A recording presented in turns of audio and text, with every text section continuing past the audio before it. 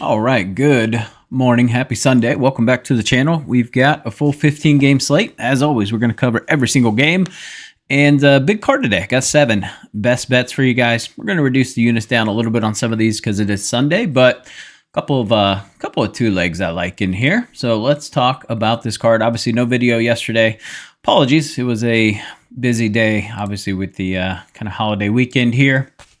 And it's U.S. Open Sunday. So fantastic. Looking forward to that. But let's delve into this card. First game on the slate, 12:05. Kicking us off is going to be the Reds and the Tigers. Wade Miley going up against Sawyer Gibson Long. So this has been an interesting series. Kind of back and forth. Each team kicking each other's asses. So this should be an interesting one with Wade Miley. My only concern with Miley, there's some...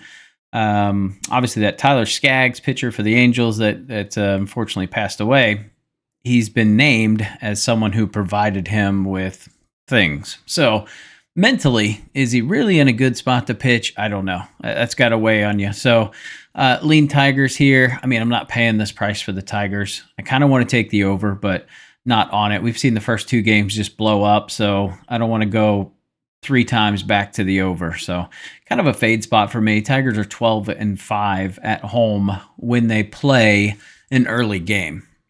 Now, they are also 3-11-3 to the under. So after I saw that, made me want to stay away and actually lean more towards the under.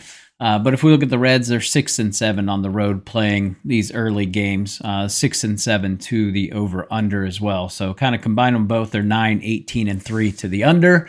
But Wade Miley's just not somebody I can trust. There's a lot of really good left-handed arms left in this Tigers bullpen, so I think they get the win today, but I don't see the value here in taking them. The value would be on taking the Reds, honestly, a plus 157.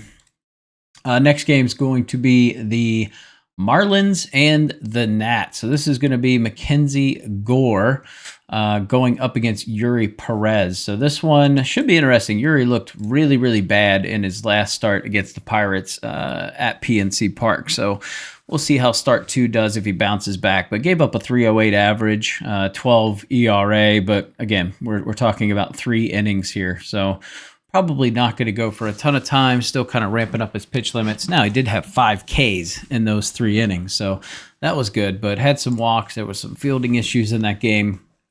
Not a very good game. I would lean Marlins plus 1.5 here.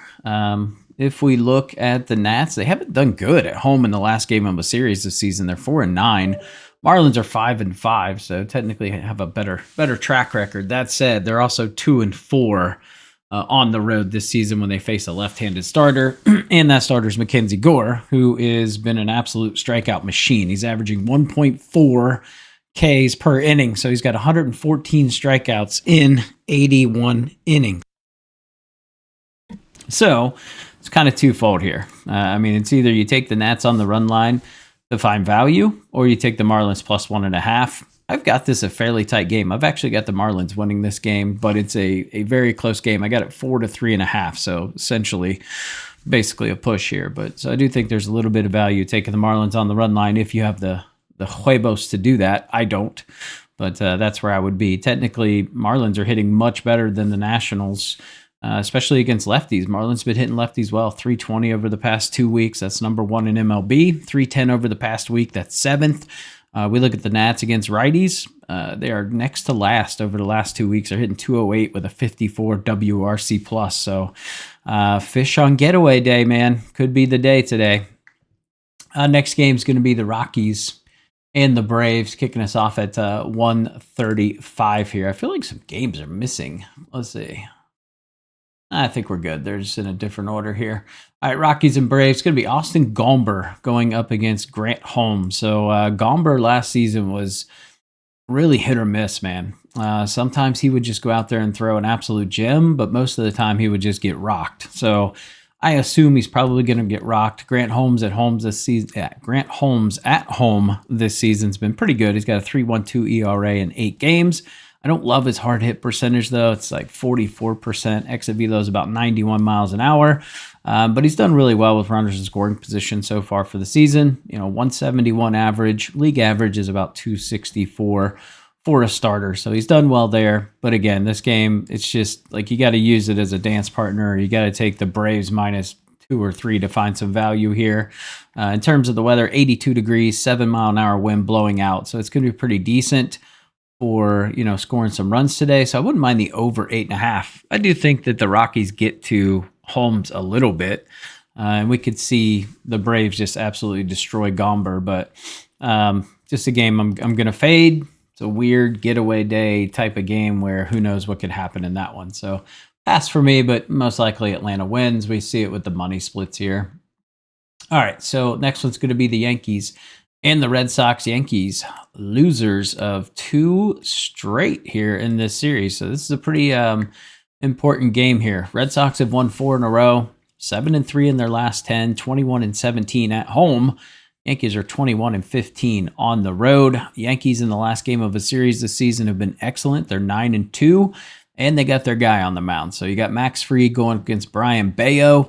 I've not liked Bayo ever. I've never been a Bayo backer. So the play I have in this one is give me Max Fried under 6.5 Ks. Now, he did light this team up on the K mark last time, so there's a little bit of risk involved here. But if we take him under 6.5 Ks and the Yankees to win, this goes from -194 to like +160 something. So just trying to find a little bit of value in this game. That's the way I went. If you wanted to take like Judge over HRR or something like that, I think that's pretty safe today. Bayo, his splits just aren't great. Last 30 days, 333 average to lefties, 280 to righties. Hard hit percentage isn't crazy high. It's actually fairly good, but yeah, he's got a 4.14 ERA at home in 7 games. Max Fried on the road's got a 2.22 ERA in 7 away games.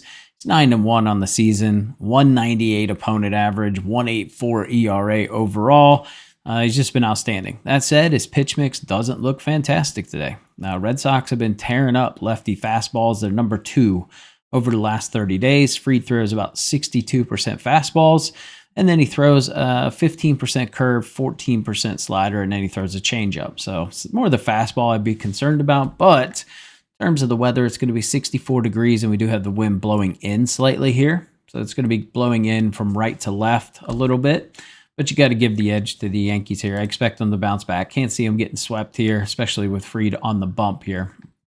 All right, next game is going to be the Phillies and the Blue Jays. Interesting game here. Zach Wheeler going up against Jose Barrios. Wheeler's 5-1 at home so far this season. Fading Wheeler at home has not been profitable over the last couple of years.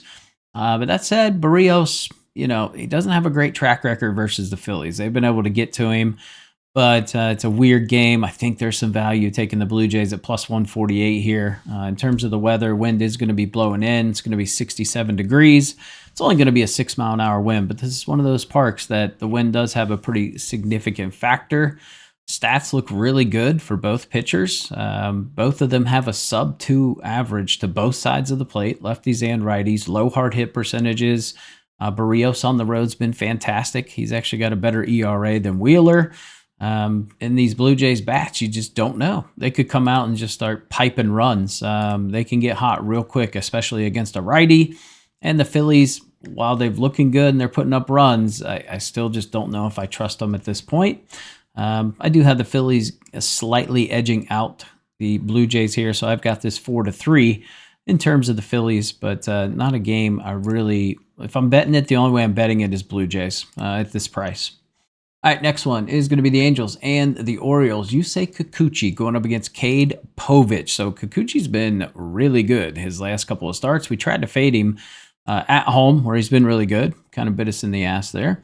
Today he gets Povich. So Povich, the lefty. So 2 lefties going up against each other. Povich 1-5 on the year, giving up a 287 opponent average. He's got a 5.5 ERA. That ERA jumps to 7.5 in 7 home games. Now, Kikuchi's got a great ERA, sub-3. However, on the road, it jumps up to almost 4.5 in 8 away starts. It's really lefty on lefty he's kind of been struggling. 257 average over the last month, 206 to righties. Hard hit percentage is about league average. Runners in scoring positions about league average. Povich giving up 324 to lefties, 262 to righties. Got a hard hit percentage about 10% above league average. Exit velo's up about 2% above league average. So not a guy I love here, man. 340 with runners in scoring position. It's Angels or nothing for me in this one. You can get the Angels at like plus 110 range. So I do think there's some value there with Kikuchi, or you could just take first 5 and remove this horrendous bullpen out of the equation. Bullpen's almost a 5.5 ERA. Not great. That said, the Orioles about 4.66. So this is 2 top 6 bottom bullpens. On the road this season, Angels are 18-20. At home, the Orioles are 15-19. So it's not like we have staggering favorites on either side. I think it's worth taking a shot with the Angels. You can see 49% of the bets, but 84% of the money are on the Angels today. So I do agree with that. Next game is going to be the Rays and the Mets. Man, Meatball McGill, come on, dude. Like, what are we doing? Now, I'm pretty sure, I'm not 100%, but I'm pretty sure the only 3 teams in MLB that haven't been swept this season are the Reds, the Mets, and the Dodgers.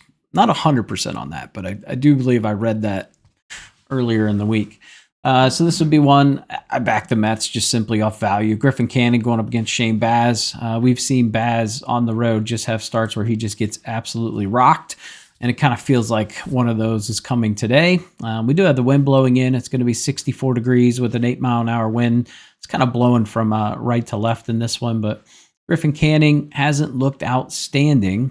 That said, what scares me here is the lefty piece. He's given up a 288 average to lefties, so this is very similar to his last start where we saw him struggle against the lefties. So that's the only thing that concerns me. There are some power bats in this Rays lineup from the left-handed side that can hurt you, but Shane Baz is struggling against righties, giving up a 308 average. I like the righties more than I do the lefties of the Rays. So this would be one. Give me the Mets, but we're going to put them in a parlay of sorts here. All right, next game is going to be the Athletics and the Royals. Jeffrey Springs going up against Noah Cameron. This is an important bounce-back start for Noah Cameron. He really struggled against the Yankees. They absolutely destroyed him, but they're the only team that's really touched him. No reason not to take the Royals in this spot, in my opinion. This Athletics team is pretty bad. Jeffrey Springs on the road hasn't been great. It's got like a 4 ERA.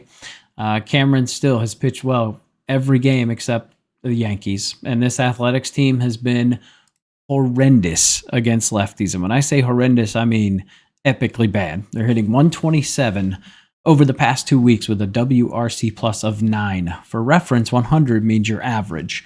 So they are 91% below league average, Kang at an insanely high rate. Over the past week, they're hitting .033 with a negative 55 WRC plus, 32% K rate. Not getting it done with runners in scoring position. The only fear here for me is just, will the Royals hit? This is a lineup that is just insanely streaky, has a tendency to win some low games. In terms of the weather, it's going to be 84 degrees, 7-mile-an-hour wind that's kind of blowing right to left. But I do like the Royals today. I like them a lot. I think they're actually should be expected at about minus 180. So I think we're getting some value here at this price, in my opinion.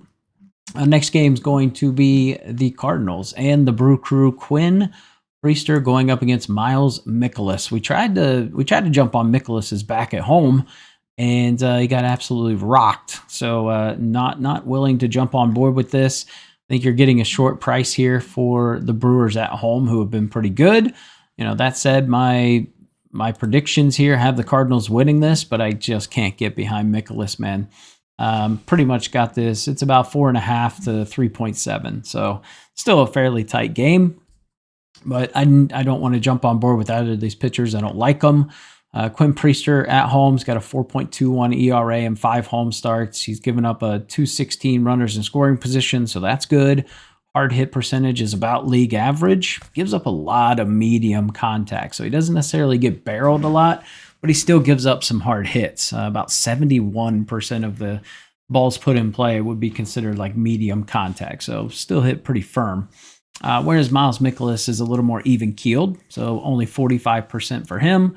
30% hard contact, 26% soft contact, but just can't get myself to put any money behind Mikolas. So it's a Brew Crew or pass. You're getting a short line for a home favorite.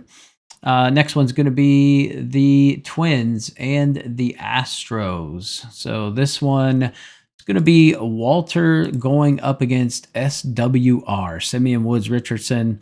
Not been good on the road for SWR. He's got almost a 7 ERA and 5 away starts, giving up a 500 average to lefties, 235 to righties over the last 30 days. Hard hit percentage is quite high, exit velo high. Runners in scoring position is atrocious, 342 average with runners in scoring position, whereas Brandon Walter been pretty good with runners in scoring position at 111. Hard hit percentage is quite high, and he's struggled lefty on lefties, giving up a 375 average, but he's done really good against righties, 182 to righties. So I think, again, kind of similar to the Brewers, you're getting the better team on a short price here. So I would take the Astros on this line. In terms of like lefty-righty hitting splits, the Twins have been hitting lefties decent. This is a top 10 lineup over the last 2 weeks against lefties, hitting 257 with a WRC plus of 123. Astros against righties have been good over the past week, but over the past 2 weeks, they've just basically been a very average, mediocre team.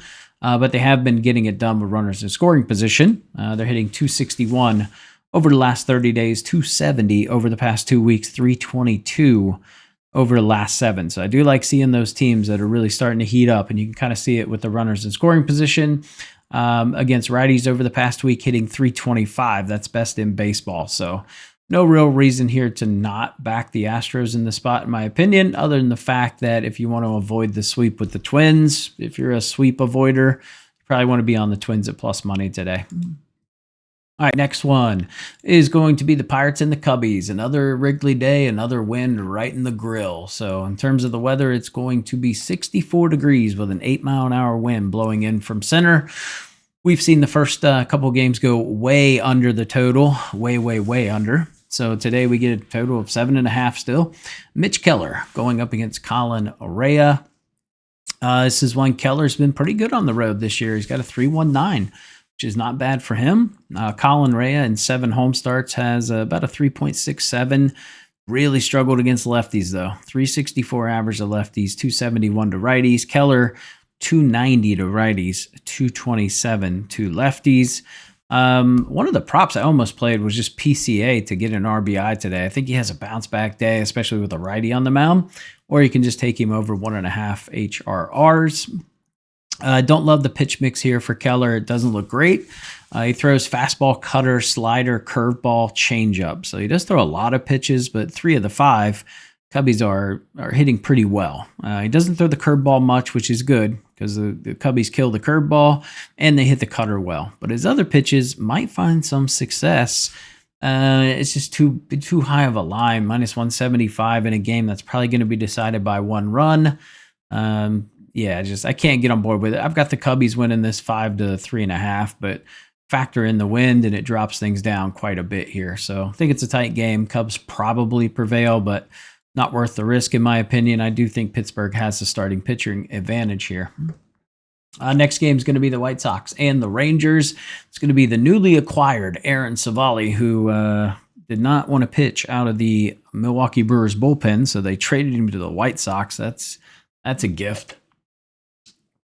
And he's going up against Kumar Rocker. Rocker this season, it's not been a great year. He's 1-4, giving up a 343 batting average to his opponents. Aaron Savali's 1-2, giving up a 271 opponent average. He's got about a 5 ERA. Rocker's rocking about a 9 ERA. That does drop to 3 in 2 home starts, so it is much better. I thought the White Sox were actually going to win this last night. I did live bet the Rangers. The value was just too good. I got them at plus money. And they came back and won in extras, but not one I want to fall in love with the Rangers at this price with Kumar Rocker on the hill. But there is a bet I do love in this game. It's Aaron Savali under 4.5 Ks. I think 4.5 is just way too much against this Texas lineup that frankly has not been striking out much at all. Over the last week, they're striking out at a 12.3% clip. That's second best in baseball. Over the last 2 weeks, they're at 19.5. That's still in the upper half of MLB. Savali's not a huge K guy, and his pitch mix looks horrendous today. There's a fastball, a cutter, and a curveball. It's pretty much what he throws. Every once in a while, he mixes in like a slider and a splitter. But those pitch mix look really bad today. So rather than taking the Rangers as value, Aaron Savali under 4.5 Ks at minus 135. I'll pay the juice. In my opinion, if we look at other books, it's like minus 180, minus 190 to go under. So we're getting great EV on DraftKings. It's one I would definitely snatch up quickly because that'll probably be off the card here. It'll go up pretty quick. Let's see. What do we got? We've got the Mariners and the Guardians. So this one's going to be Luis Ortiz going up against Emerson Hancock. Hancock's been definitely pitching better, but at home it's not been a good story. He's got a 7.5 ERA and five starts. Luis Ortiz 5.5 ERA and 7 away starts. I got to lead Cleveland here. They've lost 2 in a row. I think they bounce back against Hancock. It's kind of the pitching they need.